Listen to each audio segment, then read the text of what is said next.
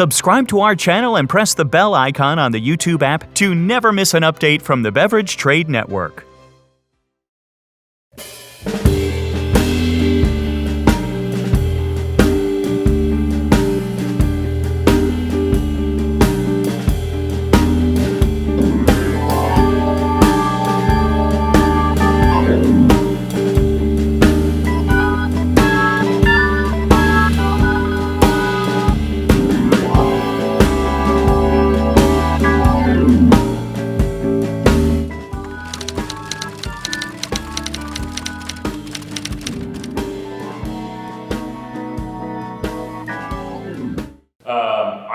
I would describe the wines as elegant, as layered, as complex, as really representative of this property, which is an unbelievable estate that Kenzo Tsujimoto owns. It's almost 4,000 acres, and the wines reflect this place, this site, the growing conditions, the minerality, etc.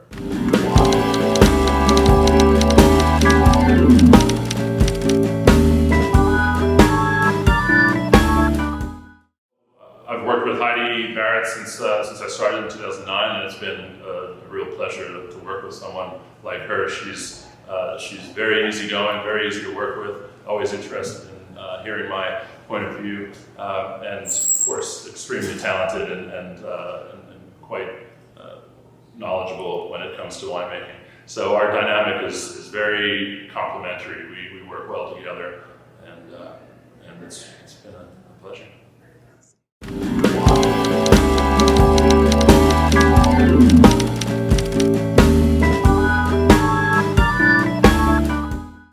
At Kenzo Estate, we produce 7 different wines. We have Sauvignon Blanc, a late harvest Sauvignon Blanc, a rosé of Bordeaux varietals, and then 4 reds.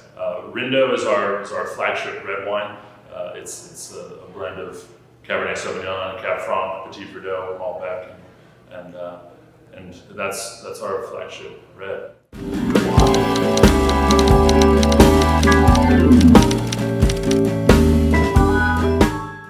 I think all of our wines are slightly different than the rest of the valley, and mainly due to the growing conditions that we have up here. The vineyard is heavily influenced by the bay. The marine influence is significant, and as such, we tend to start the growing season 2-3 weeks after the rest of the valley. So our fruit tends to hang much longer. Our ripening times are slightly longer because of the cooler climate.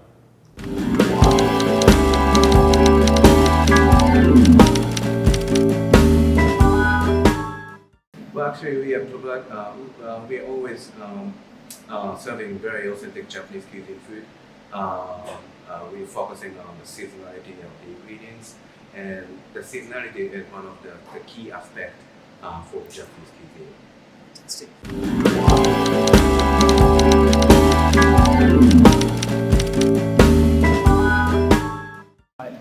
Well, actually, we are serving Kaiseki multi-course prefix menu, which is very traditional style of the set menu.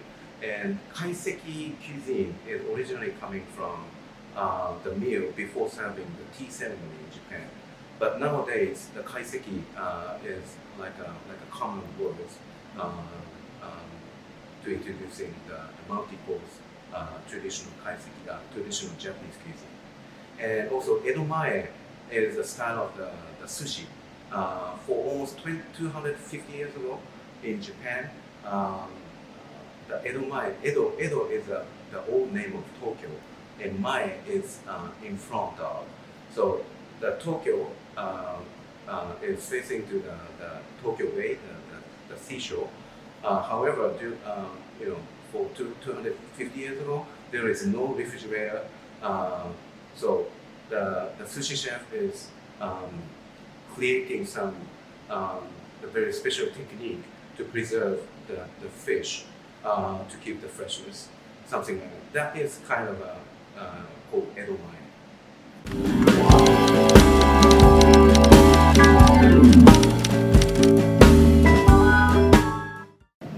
Well, actually, our owner Tsujimoto, Tsujimoto, has been established at Kenzo Estate in late 1990. Before he will be coming to Napa, he's been keeping very good relationship between him and Margaret Monabi, who is the wife of Robert Monabi. And every single time she meet him, she told Kenzo that, oh Kenzo, you have to open the authentic Japanese cuisine restaurant because there is nothing that kind of authentic Japanese cuisine restaurant in Napa. So you have been established a very the great winery. So on the next step, you should open the authentic Japanese cuisine restaurant. So that is the starting point of our restaurant.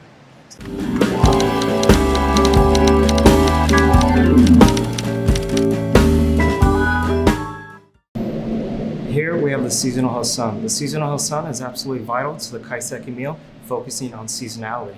I appreciate this dish the most because it's cuisine that's all about Kaiseki.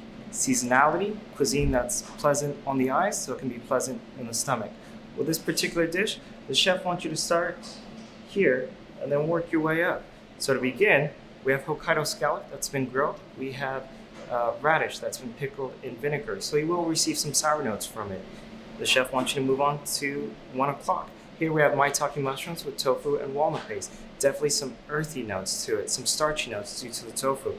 Afterwards, come down to the unagi.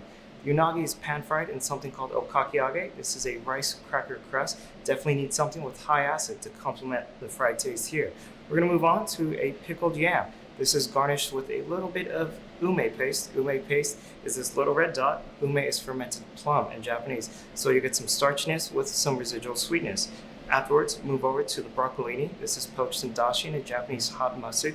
So we'll definitely get some green notes from this dish. Moving over here, we have a kashi sea bream. This is sea bream that's wrapped in kombu seaweed. This is a very special kombu seaweed, perhaps one of the best in all of Hokkaido. Afterwards, the chef wants you to conclude with this little red fruit here. This is persimmon. The persimmon has fermented in vodka for 30 days. Sonoma cream cheese right in the center. So you definitely get some residual sweetness. So I have sour, earthy, fried, starch, sushi. With all those flavor components, Sauvignon Blanc would be the best choice.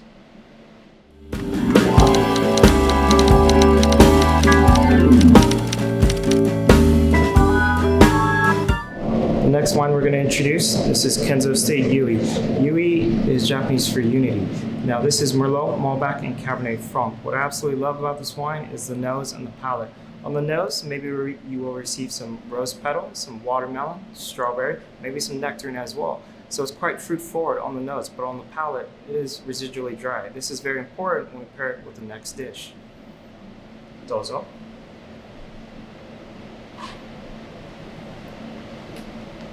Arigato.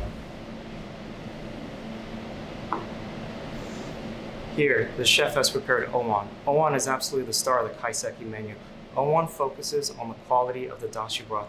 Dashi broth is integral in the Japanese community. This is a pure expression of umami in the owan. I will go ahead and open it as such.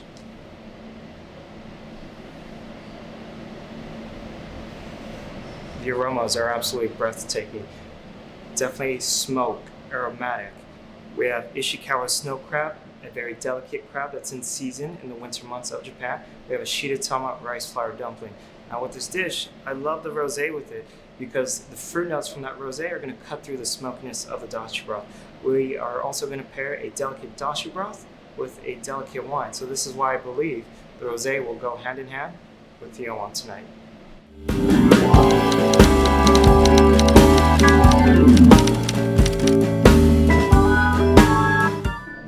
The chef is going to prepare the Wagyu beef tonight. Knowing myself, I couldn't select which wine I like to enjoy with the Wagyu beef, so I've selected Kenzo Estate Rindo and Kenzo Estate Ai.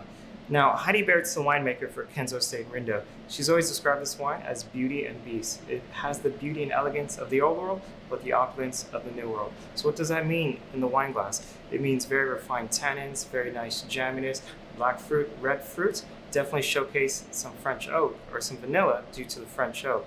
If you want something more of a powerhouse, you move on to the Kenzo Estate Ai. I, as Japanese, felt a color dye indigo. This is definitely an homage to the left bank in Bordeaux. The reason why I say that, this wine is 90% Cabernet Sauvignon. It's followed by Merlot, Malbec, Cabernet Franc, and Petit Verdot. Every single one of those grapes are going to complement the Kenzo Estate I, the Petit Verdot and the Malbec for color and acidity, the Cabernet Franc for spice and blueberry notes, and of course the Merlot for some jammy notes. With that said, dozo. Arigato. The chef has prepared a sirloin portion of Wagyu beef. This beef is A5 from Bushu, which is in Saitama Prefecture, 1 hour north of Tokyo. What we've done here is slow roast the beef at 200 degrees for 40 minutes in the oven. Give it a quick pan saute, garnish it with burdock root and arugula. And of course, we have a Kenzo Estate Rindo reduction just to enhance the senses.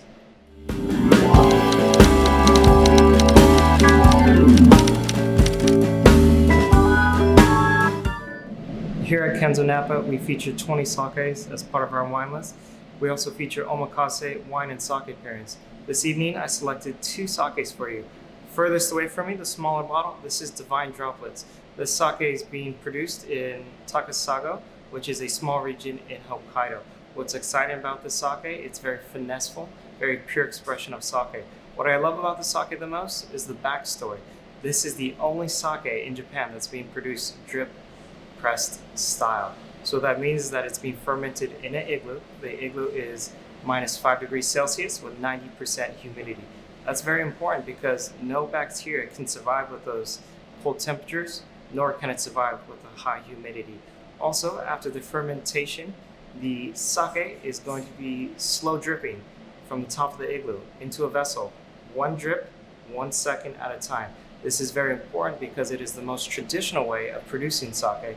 It is also the most finesseful way of producing a sake. But equally as important, Daichichi Minawamen. What I love about this sake is the nose. Absolutely fruit forward, wonderful tropical notes, very clean on the palate. So it's absolutely bigger, in my opinion, than the Divine Droplets. But once again, the Divine Droplets is very finesseful. This sake also has an excellent backstory as well. This sake is being produced out of Fukushima in a castle. It's called the Nihon Matsu Castle, a castle that was constructed before the Edo period, but flourished in the 16th, 17th, and 18th century. So if you can have a sake that's been produced for the past 200 years, I say it's a charm.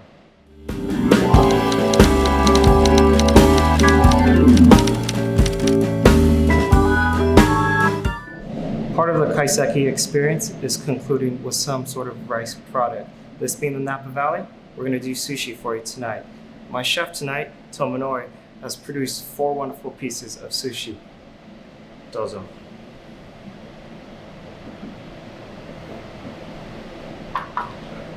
Arigato. Traditionally, in Japanese cuisine, or with sushi in the Kaiseki cuisine, the chef wants you to start from lighter flavors and eventually work your way up. What we have here on the bottom right-hand side, this is flounder. Flounder is in season all throughout Japan, but it flourishes in the winter months. The chef has graciously garnished it with yuzu zest this evening. Moving to my left, this is red snapper. Absolutely vivid colors, light texture, wonderful aromas, such a treat. On the right-hand side, this is striped jack. Some chefs may consider this the king of sushi. I may agree with that. This is a big, bold flavor. You definitely have to be an aficionado of sushi to enjoy the striped jack. But the favorite has been saved for last. This is bluefin tuna, caught off the Mediterranean Sea. This is the underbelly of the bluefin tuna. Very fatty, delicate, wonderful texture. If I had to conclude with one piece, it would be the toro garnished with shizuoka wasabi.